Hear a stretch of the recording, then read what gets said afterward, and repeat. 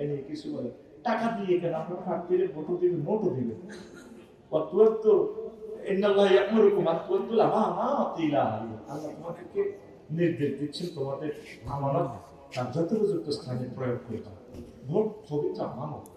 আপনি সমর্থনটা এইভাবে দিবেন তার ঘাটতির টাকা খাইবেন না তাকে টাকাও দিবেন ভোটও দিবেন নোটও দিবেন কারণ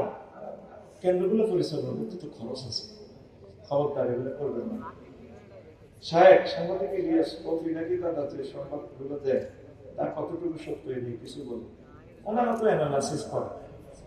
এরা কতটুকু সত্য মিথ্যা তা তো আপনারা দেখতে পাচ্ছেন আমি দুইজনের জন্য দোয়া করি আল্লাহ তাদেরকে হায়াতে দিয়ে বাদাও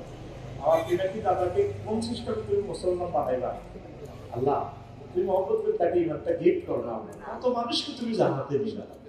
তুমি নাকি দাদারে ইমান দিলে কি তোমার লস হইবে তার কলমটা ঘুরে দাও না ঘুরে দাও আমি খানায় কাবা মুলতাজাম করি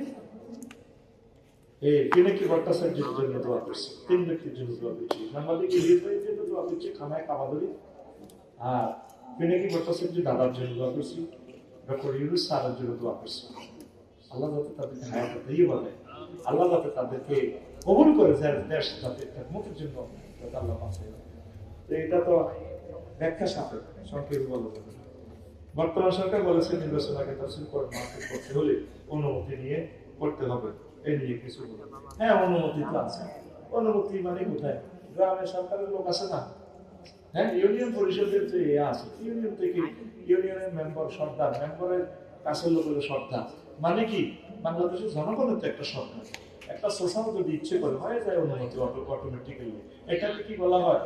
একটা ট্র্যাডিশন হচ্ছে সংস্কৃতির একটা সংবিধানের অংশ অতএব অটো অনুমতি আছে জাস্ট যাতে কোনো দুর্ঘটনা না ঘটে এটার জন্য গভর্নমেন্ট রেগুলেশন কানেকশন দিয়েছে এটা আমাদের ভালোর জন্য করেছে আলহামদুলিল্লাহ যাতে সরকারকে জানাবেন আইন শৃঙ্খলা বাহিনী হেল্প লাগতে নেবেন সরকার তো এটা আপনাদের পক্ষে থাকলো কোরআনের পক্ষে এটা সরকার আমিন বলেন হুজুর দাঁড়িয়ে কি আমরা জায়েজ কিনা এই ইসলাম কি বলে কোরআনে ও হাদিসের আলোকে ব্যাখ্যা করুন ওমা কিয়াম করা তো ফরজ নামাজে কিয়াম করা ফরজ ঠিক আছে এটা কোন কিয়াম এটা তো আমি তো জানি না নামাজ তো কিয়াম করা ফরজ নবীকে সামনে সালাম দিয়েছে সাহাবীরা আপনি এমন দিবেন ভারতের সেভেন সিস্টার নিয়ে কথা বলার কারণে হাসনাত আব্দুল্লাহ হত্যার হুমকি দিল ভারতে আমরা কি ভারত থেকে মুক্ত হতে পারবো না সেটা তো আল্লাহর ফয়সালা ভারত থেকে মুক্ত কিন্তু ভারতে তো মুক্ত হইতে পারতো না আল্লাহর হাত থেকে কিয়ামতের আগে আগে এখানে মহাযুদ্ধ হবে এই যুদ্ধে যারা শহীদ হবে নবীজি পূর্ব ভবিষ্যৎবাণী করেছেন তারা শহীদ হবে আবু রাদিয়াল্লাহু তাআলা আমি বলছেন আমি যদি যুদ্ধে থাকতাম আমি যুদ্ধে শরীক হইতাম আল্লাহ যাতে আমাদেরকে এই যুদ্ধে শরীক থাকে আমিন কর পৃথিবীর হায়াত কম কম রেডি হবে না আচ্ছা হুজুর একজন আলেম বলেছেন আমরা ইসলামিক রাজনৈতিক ঐক্য চাই না আমরা অরাজনৈতিক ঐক্য চাই এই নিয়ে কিছু বলবো অরাজনৈতিক ঐক্য হয়তো উনি চিন্তা করছেন যে অরাজনৈতিকভাবে ইসলামের খেদমত করবে সেটা ওই ব্যাখ্যা ঠিক আছে আর যারা ইমানের পরিস্থিতি ইমানের যাদের স্পিড বেশি তারা মনে করছেন যে রাজনৈতিকভাবে আমরা ঐক্য হইলে ক্ষমতা যেতে পারবে দুই পক্ষ ঠিক আছে এখন ফয়সালা দিকে আল্লাহ পড়ি আমিন আমরা আল্লাহর ফয়সালা আছি ওসমান হাদি মারা গেছে পুরো ঢাকা অস্থিতিশীল হতে গেছে হতে হয়ে গেছে এখন বর্তমান সরকারের কর্মী সরকার কি করবে সরকার আমরা একজন মারা গেছে এইভাবে আফসারিও মারা যাবে আমরা ধৈর্য ধারণ করবো আমরা আইন শৃঙ্খলা বাহিনীকে সহযোগিতা করবো দেশে তো আমরা বেঁচে থাকতে হবে হাদি ভাইয়ের জন্য আমরা দোয়া করবো হাদির সব দুশ্মনের ফাঁসি দিলেও তো হাদি আর সৃষ্টি হবে না এরকম মানুষকে আর মেলে আল্লাহ হাদির খবর পেলে দেবো না ভর করো আল্লাহ আমার ভাইয়ের তার স্মৃতি রাখতে পারবে না তার ওয়াইফ যদি গর্ভবতী হয় তার কি সন্তান আছে আল্লাহ তার সন্তানকে তুমি কবুল করো আল্লাহ তার সন্তানকে খানায় কাবার ইমাম বানায় দাও যে হাদি আমাদেরকে মুক্ত করতে গিয়ে জিন্দা শহীদ হয়ে গেলেন আল্লাহ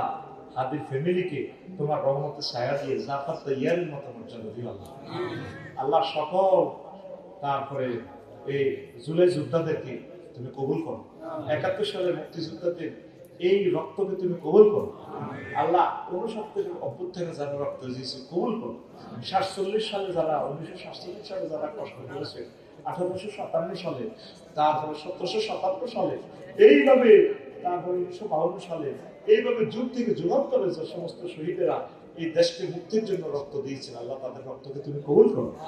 আল্লাহ মিরেশ্বরের জমিনে তারপরে এই সুফি নূর মোহাম্মদ নিজামপুরী রহমাল্লাহ তাআলা ঘুমিয়ে রয়েছেন, সাইদ আহমদ বেরলভী রহমতুল্লাহ শুয়ে রয়েছেন, মীর নিসার আলী তিতুমী শুয়ে রয়েছে। আল্লাহ তাদের রক্তকে তুমি কবুল করো, আল্লাহ আমাদেরকে তুমি কবুল করো তাদের পথে। ধন্যবাদ।